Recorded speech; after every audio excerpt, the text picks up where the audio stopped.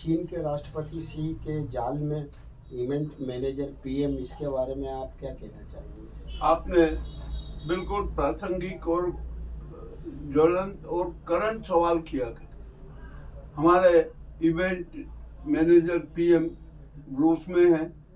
चीन के राष्ट्रपति तानाशाह वो भी रूस में है, और नरसंहार का अपराधी पुतिन भी रूस में मौजूद है।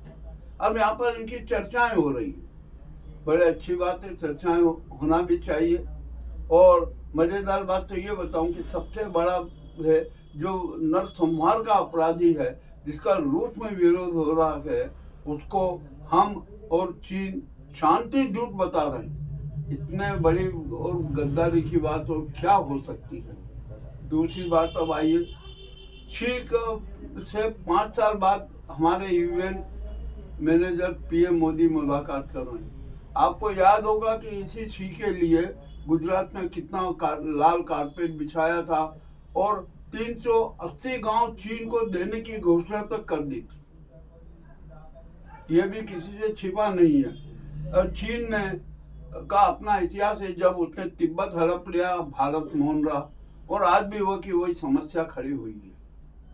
अब चीन का एक बहुत शातिर दिमाग खेल है, और उसमें होता यह है कि चीन ने अपनी जो भारत की सीमा जो हड़प रखी है, और जो वहाँ पर है पक्की कॉलोनियाँ बना ली, अपना सुरक्षा तंत्र बहुत अच्छा मजबूत कर लिया, और न कितने बंकर बना लिए भी शायद यहाँ तक ले आए, और सब कुछ वो कर रहा है चीन।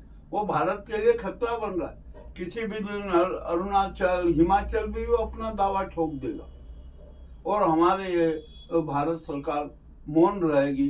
अभी आपने एक बड़ा समाचार देखा कि हमारे इवेंट मैनेजर पीएम ने तेजस को उड़ाने की बात कही, और ये मोदी मीडिया ने प्रचार किया कि अब तो हमारे पीएम तेजस्वी पायलट हो गए हैं। पाक और चीन थर थर कांप रहा है, परंतु ये झूठा प्रचार था। पायलट दूसरा था, और हमारे पीएम उसके साइड में बैठे हुए थे।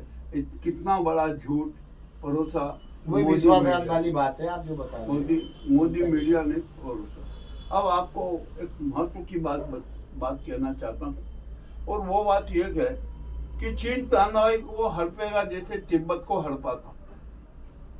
निश्चित हड़पेगा वो। अभी हाल हो सकता है कि 2024 और 25 के बीच में ताइवान चीन का हिस्सा बन जाए। उस वक्त भारत क्या करेगा? क्या वो चीन के खिलाफ बोलेगा, या चीन के खिलाफ आवाज उठाएगा, या उसका विरोध करेगा? नहीं करेगा, मौन रहेगा। और आपको एक दूसरी मजेदार बात बताऊं कि यूं तो चीन का खूब विरोध करते हैं कि चाइना आइटम का विरोध करो, ये करो, और चीन से ही आयात में वृद्धि होती है। चीन चाइनीज सामान की भरमार है हमारे हिंदुस्तान के बाजारों में। तो ये कैसे संभव है? जब आपको चीन से बदला लेना है तो चाइनीज आइटम को टोटल बैन कर दीजिए, परंतु ऐसा नहीं करते।